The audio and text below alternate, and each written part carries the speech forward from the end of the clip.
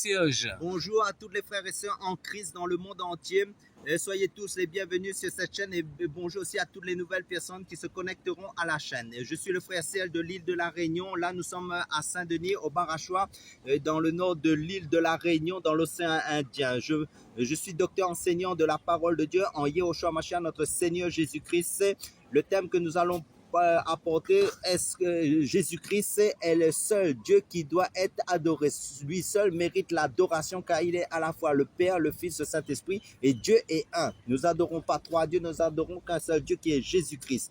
Nous allons développer, partager ce message. Avant de commencer notre message, nous allons placer ce moment entre les mains du Seigneur. Père, merci pour ta grâce, merci pour l'œuvre de la croix, merci pour le salut de nos âmes, merci de nous conduire par ton Saint-Esprit dans la compréhension de ta parole. Éclaire mon frère, éclaire ma soeur, Seigneur, dans son ministère à laquelle tu l'as appelé, Seigneur, pour apporter ta parole, pour être édifié, bâti quand Yehoshua Mashiach, notre Seigneur Jésus-Christ, car Jésus-Christ seul mérite l'adoration, car tu es le Père éternel, notre Seigneur Jésus-Christ, et tu es mort à la croix pour le salut de nos âmes. Nous te louons, nous te bénissons, nous te glorifions, toi le seul merveilleux, toi seul le seul Dieu glorieux et majestueux. Nous te louons, nous te bénissons, à toi seul la gloire, Père, dans le nom puissant du Seigneur Jésus-Christ. Amen. Nous allons prendre un passage dans le livre de 1 Pierre chapitre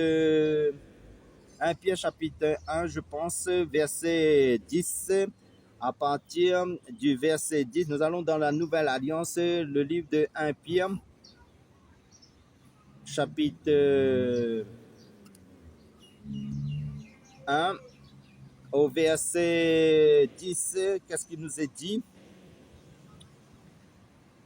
Au verset 10, les prophètes qui ont prophétisé touchant la grâce qui vous était réservée ont fait de ce salut l'objet de leurs recherches et de leurs investigations, voulant sonder l'époque et les circonstances marquées par l'Esprit de Christ qui était en eux, qui attestait d'avance les souffrances de Christ et de la gloire dont elles seraient suivies. Amen. Là, nous arrêtons au verset 11 qui nous dit, voulant sonder les prophètes, l'époque ou les circonstances marquées par l'Esprit de Christ qui était en eux. Là, nous voyons que dans l'Ancienne Alliance, en fin de compte, les prophètes avaient l'Esprit de Christ en eux.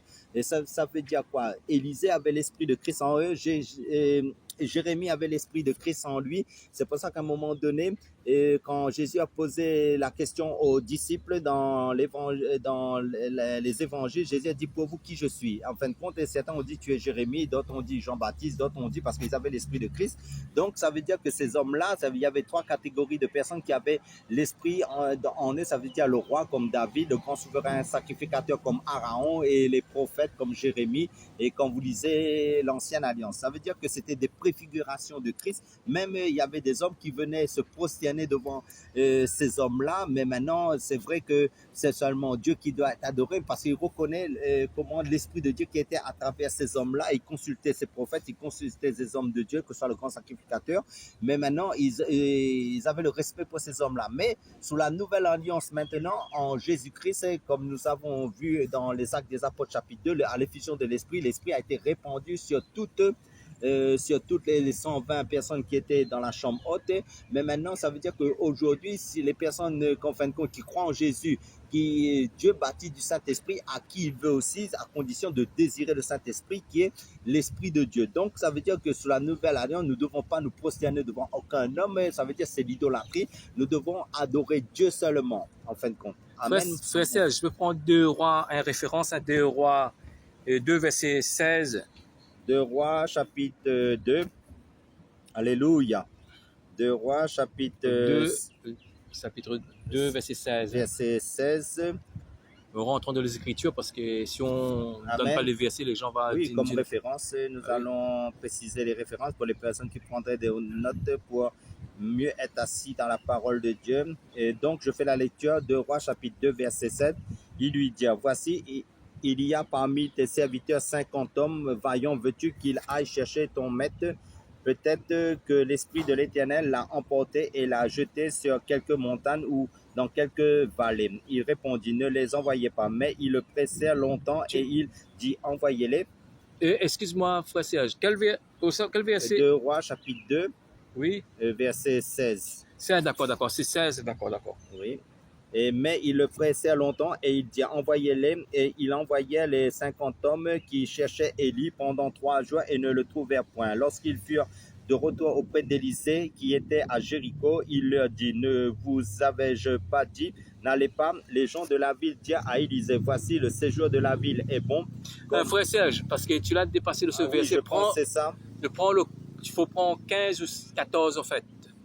Parce que tu as dépassé là. Oui, je pense qu'on est... 14, 2 Rois 2, verset 14, mais pensez si vous prendre ce verset. Oui, 2 Rois chapitre 2, verset 14. Il prit le manteau d'Élie, avait laissé tomber, et il en frappa les eaux et dit, où est l'Éternel? Le Dieu d'Élie lui dit, lui aussi, il frappa les eaux. Et là, c'est Élisée qui se partagèrent ça et là, et Élisée passa. Les fils des prophètes qui étaient à Jéricho vis-à-vis, l'ayant vu, dire, l'esprit d'Élie repose sur Élisée, et ils allèrent à sa rencontre et se prosternèrent contre terre devant lui. Voilà. Amen. Là, nous voyons dans l'Ancienne Alliance, les hommes voyaient la main de Dieu à travers le prophète Élisée. Là, ils ont eu la révérence pour Dieu parce qu'ils ont vu le miracle de Dieu. Donc, c'est comme quelque part, ils glorifiaient le Seigneur en se prosternant devant ces hommes de Dieu dans l'Ancienne Alliance parce qu'ils voyaient que quand Élisée faisait la même chose qu'en fin de compte qu'Élie. Parce qu'il avait reçu l'esprit d'Élie et qui reposait sur lui. Mais maintenant, sous la nouvelle alliance, comme je l'ai dit, tout homme, Dieu peut, si toi parce que la parole de Dieu dit rechercher d'abord le royaume de Dieu, sa justice, ça veut dire rechercher Jésus, rechercher le Saint-Esprit, qui est la marque du royaume de Dieu. Et c'est ça que je veux dire, et nous ne devons pas nous prosterner devant les hommes, parce que dans l'ancienne alliance, il y avait, comme je l'ai dit, 3 catégories de personnes qui avaient l'esprit de Dieu, l'esprit de Christ en eux, c'était les prophètes, le grand sacrificateur et le roi. Donc, et Jésus veut qu'en fin de compte, Dieu veut que nous l'adorons lui seul, parce que dans Romains, non, je pense que c'est dans Exode, en fin de compte, chapitre 20, verset 3, il nous est dit, tu n'auras pas d'autre Dieu, tu n'adoreras pas d'autre Dieu. Ça veut dire qu'il y a un seul Dieu. Moi, j'ai rebondi dessus. Hein. En fait, dans la nouvelle alliance, aucun homme qui a prosterné devant un homme.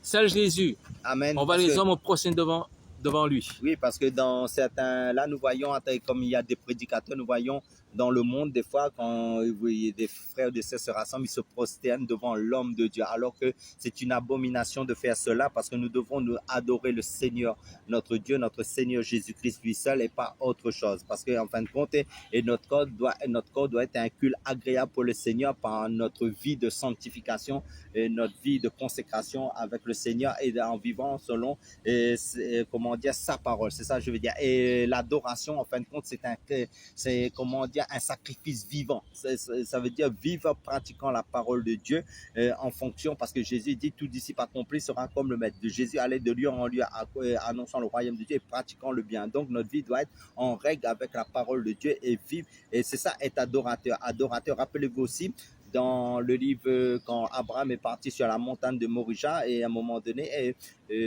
Adam et son fils Isaac lui a posé la question, Seigneur, qu'est-ce que nous allons faire sur la montagne? Et papa, c'était Abraham. Mais Abraham a dit, nous allons adorer. Mais maintenant, la profondeur de l'adoration, c'est que nous sommes sur l'autel du sacrifice. Ça veut dire que notre vie est consacrée au Seigneur pour vivre en fonction de sa parole, pour être un adorateur en fonction de sa parole. Ça veut dire que Jésus dit, celui qui m'aime, c'est celui qui a mes commandements et qui les garde. C'est ça qu'il faut comprendre. Frère Serge, tu peux prendre Actes chapitre 10, versets 25 à 26. Amen. Nous allons dans Actes chapitre 10. Verset 25 à 26. Actes chapitre 10, verset 25 à 26 aussi. À 26. Je commence la lecture à partir du verset 25. Lorsque Pierre entra, Corneille, qui était allé au-devant de lui, tomba à ses pieds et se prosterna. Mais Pierre le releva en disant, « Lève-toi, moi aussi je suis un homme. » En conversant avec lui, il entra et trouva beaucoup de personnes réunies. Là, nous voyons que Pierre a refusé, pourtant c'était l'apôtre Pierre qui a refusé l'adoration, parce que en fin de compte, Corneille s'est mis à ses pieds, se prosterna. Donc on doit refuser quand quelqu'un se prosterne devant nous, parce que nous sommes que des hommes. Seulement c'est devant Dieu qu'on se prosterne, qu'on plie de genoux, parce que la parole de Dieu, tout pouvoir a été donné à Jésus-Christ, et tout genou pliera devant le Seigneur, et toute langue confessera que Jésus-Christ est Seigneur. On voit que Pierre a refusé l'adoration. Hein? Amen. Il a raison, parce que c'est une abomination. Dieu, même l'ange dans Apocalypse chapitre 19, verset 10, il nous est dit que... Tu prends la référence, prends en la fin de référence, c'est compte, 19 oui, verset 10, comme ça les gens, il va oui, prendre, et parce va qu'en fin, noter, hein, oui, ils vont noter aussi. Apocalypse chapitre 19 19, verset verset 10. 10, il nous est dit qu'en fin de compte, quand l'ange est venu vers, comment dire ça, vers Jean, dans le livre de la Révélation, nous allons dans le verset 10. Et là, Jean, il dit, et là, c'est Jean qui parle, et je tombais à ses pieds, aux pieds de l'ange pour l'adorer. Mais il me dit, garde-toi de le faire. Là, on lui dit de se garder de le faire. Je suis ton compagnon de service et celui de tes frères qui ont le témoignage de Jésus. Adore Dieu, car le témoignage de Jésus est l'esprit de la prophétie. Amen. Alléluia. Frère Serge, je rebondis, après je te redonne la parole. Enfin, quand on voit que Pierre, un homme qui a refusé l'adoration, Amen. on voit un ange, hein, a de refuser l'adoration aussi. Amen. Et tu peux prendre Apocalypse 22, verset 9. Apocalypse chapitre 22, verset 9. Après, je te laisse développer là-dessus. Amen. Mais il me dit, là c'est toujours l'ange qui parle, garde-toi de le faire, je suis ton compagnon de service et celui de tes frères, les prophètes et de ceux qui gardent les paroles de ce livre, adore Dieu. Là nous voyons que, comme tu l'as très bien dit, que Corneille a refusé l'adoration de l'homme qui est Pierre. Mais autant Pierre c'était le grand apôtre de Pierre qui avait l'esprit de Christ en lui, il a refusé. Parce que seulement Dieu qui mérite l'adoration, qui est Jésus-Christ. Et là, l'ange a refusé aussi. Il a dit, je suis ton compagnon de service à l'apôtre Jean. Et là, en fin de compte, l'ange lui le donne comme conseil d'adorer Dieu. Parce qu'en fin de compte, seulement Dieu doit être adoré. Parce qu'en fin de compte, rappelez-vous aussi, quand je pense que c'est dans l'évangile de Jean. Verset 9. 30, si 37, 38. Jean. C'est la référence que tu cherches, hein? Non, c'est plutôt 20, pour l'instant. Ah oui, Jean 20, verset 28. Là où Thomas, quand oui. il était incrédule, mais il voulait voir la marque dans les mains de Jésus, la marque des clous, tout ça là. J'ai dit Jean chapitre 28, verset 20. 20, je pense. Si je me trompe pas. Non.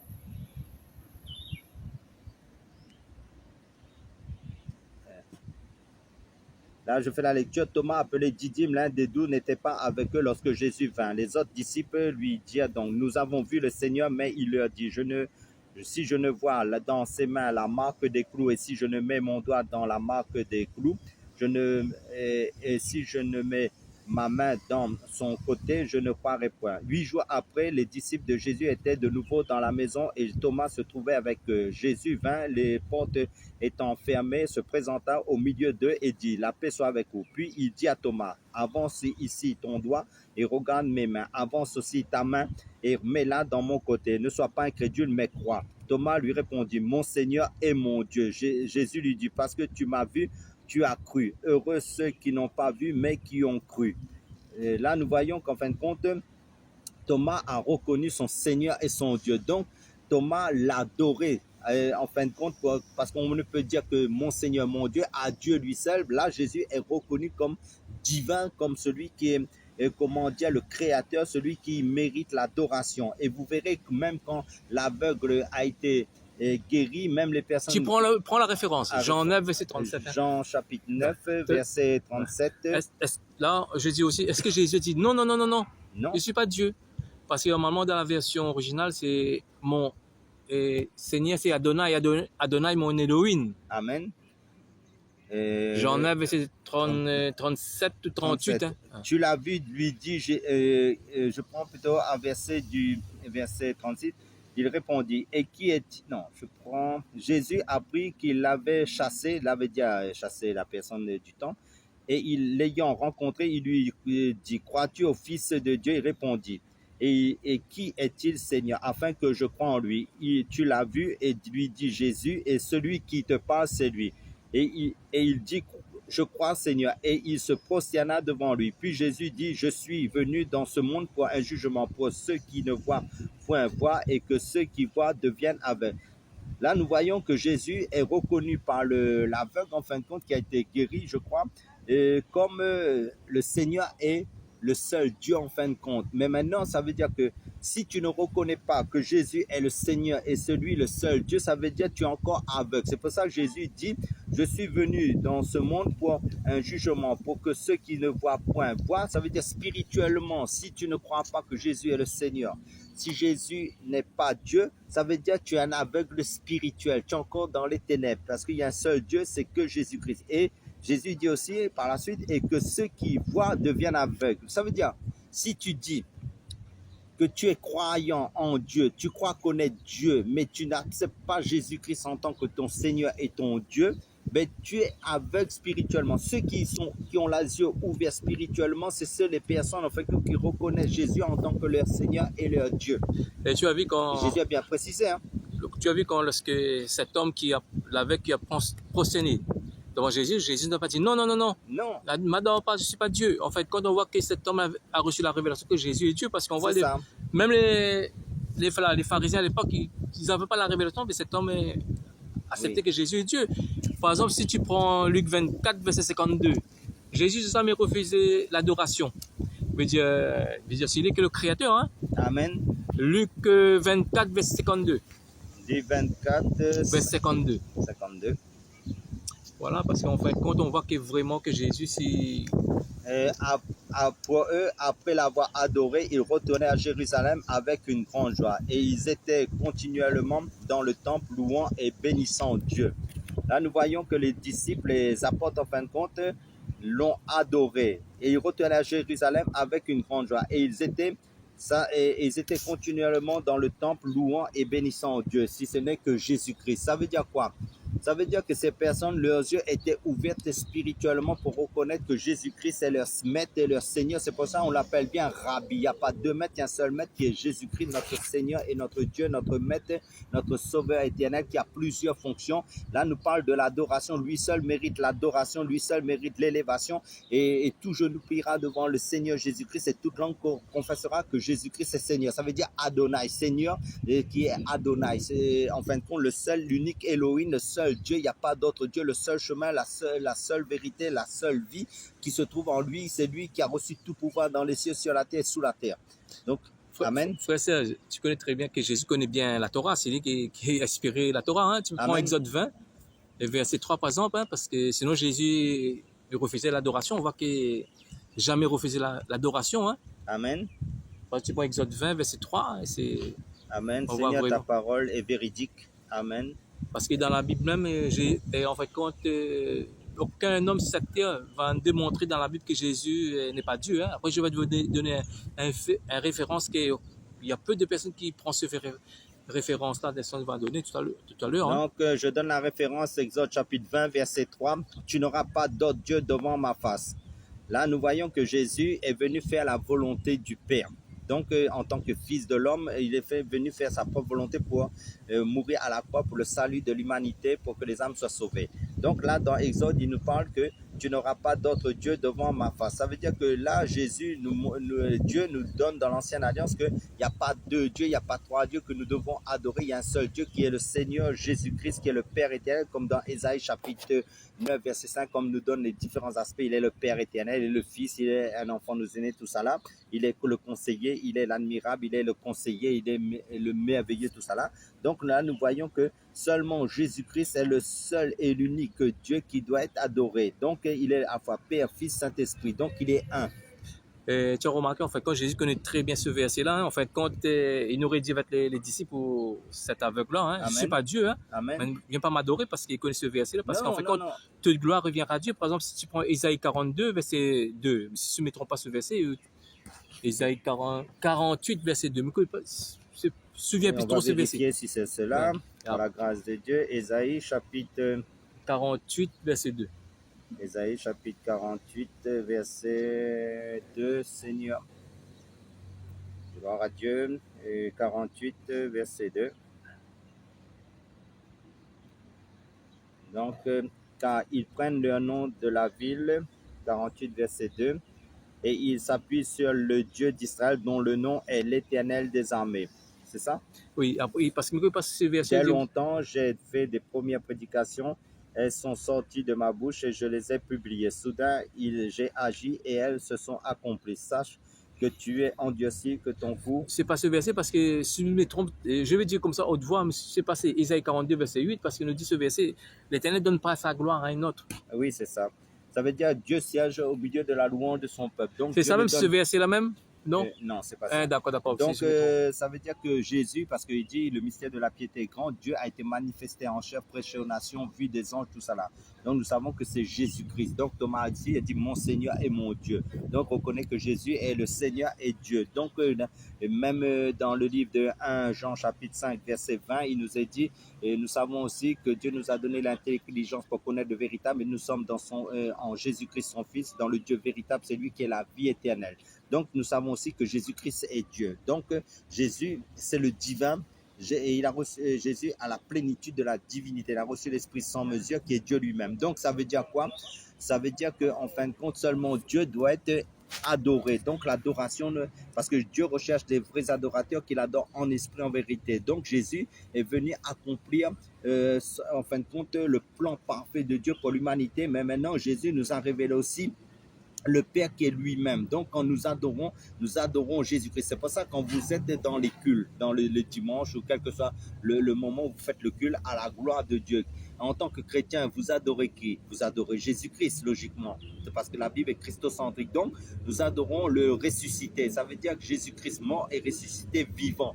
Et nous sommes des ressuscités en Christ. Nous adorons le Dieu vivant et qui est Jésus-Christ. Donc, seulement Jésus-Christ mérite l'adoration, et Jésus-Christ, c'est parce que Dieu veut que, en fin de compte, comme Jésus a dit, tu aimeras le Seigneur ton Dieu de tout ton cœur, de toute ton âme, de toute ta pensée, de toute ta force. Donc, dans tes pensées, il n'y a que les paroles de Dieu qui est les paroles de Jésus. Parce que j'ai rebondi, après je te donne la parole. En fait, quand même les musulmans, même les témoins de Jéhovah, a toujours dit, il nous dit toujours, fais-moi d'un verset la Bible où Jésus dit, il est Dieu. Et moi, je le dis aussi, fais-moi d'un verset où Jésus a dit qu'il n'est pas Dieu. Moi, peut-être il y a peu de personnes qui prennent ce verset. Moi, je dis la vérité qu'il y a un verset dans la Bible que Jésus dit de sa propre bouche. C'est pas avec un prophète qu'il parle, c'est pas avec apôtre Paul, c'est pas avec Jean, mais c'est lui-même de sa bouche qu'il dit qu'il est Dieu. Amen. Je vous donne Apocalypse 21, verset 6. Éclaire et net ce verset-là. Amen. Apocalypse chapitre 21, 6. Là, Jésus dit dans sa propre bouche, je suis Dieu. Et là, il est Dieu, parce qu'il est connu Exode 20. Il n'y a pas d'autre Dieu devant ma face. Là, on voit que les gens seront éclairés. Prenez ce verset lorsque le témoin Jéhovah va vous confronter. Apocalypse chapitre 6, non, 21. 21, 6, là, Jésus va dire qu'il est Dieu. Et il me dit, c'est fait, je suis l'alpha et l'oméga, le commencement et la fin. À celui qui a soif, je donnerai de la source de l'eau, de la vie gratuitement. Amen. Celui qui vaincra héritera ces choses et je serai son Dieu et il sera mon fils. Voilà. Est-ce que Jésus ne dit pas qu'il sa bouche, il est Dieu, là? Oui, il est à l'alpha et l'oméga, il est le commencement et la fin, il est Dieu, et en fin de compte, nous sommes les fils de Jésus, voilà. En fin de compte. C'est pour ça qu'en fin de compte, Jésus, là, il nous parle en tant que Père. Ça veut dire c'est lui notre Papa éternel, notre Père spirituel, c'est Jésus-Christ, c'est lui notre seul Père. C'est pour ça que quand il faisait la prière de notre Père, en fin de compte, il priait à lui-même. C'est pour ça qu'il disait prier notre Père et tout ça là. Et tu as remarqué, en fait, que dans le témoin Jéhovah, en Bible, en fait, quand ça s'appelle la tradition du monde nouveau, ils ont trafiqué les versets à chaque endroit qu'on va adorer Jésus. En fait, quand ils mettent pas prosterner, ils mettent rendre hommage. Mais c'est pas bon. Vous savez aussi, je dénonce aussi, parce que dans cette secte, que j'appelle une secte aussi, de témoins de Jéhovah, en fin de compte, cette secte en fin de compte a beaucoup, ça veut dire ses dirigeants ou ses prophètes ont beaucoup fait des fausses prophéties de la fin du monde. En fin de compte, ça ne s'est pas accompli dans le passé. Et moi, je dis les personnes qui sont dans cette secte de sortir de cette secte de témoins de Jéhovah, c'est une secte en fin de compte où il y a des fausses doctrines, où des versets bibliques ont été retirés dedans aussi. Là, on nous enseigne des faussetés et des choses. Là, on ne reconnaît pas Jésus en fin de compte comme étant Dieu. C'est lui le seul Dieu, en fin de compte, que Dieu vous éclaire. Prier en fin de compte, parce que en fin de compte là, parce que la parole de Dieu nous dit c'est par les prophéties d'un prophète qu'on reconnaît si c'est la réalisation de ces prophéties, et nous savons dans le passé il y a eu beaucoup de fausses prophéties qui a été dites dans cette religion témoin de Jéhovah, et ça s'est pas accompli. Donc, sortez de Babylone, sortez des fausses sectes. En fait, quand en 1974, 1975, ils ont dit que la venue de Jésus, en fait, quand Jésus n'est pas encore venu. Après, wow, ils ont prophétisé, mais Jésus n'est pas venu. En 1914, 1975. Jésus, parce qu'en fin de compte, le Seigneur dit, personne ne sait ni le jour ni l'heure, seulement le Père le sait. C'est une fausse religion, parce que tu prends Deutéronome 18, le dernier verset, tu vas expliquer là. Oui. Prends Deutéronome 18.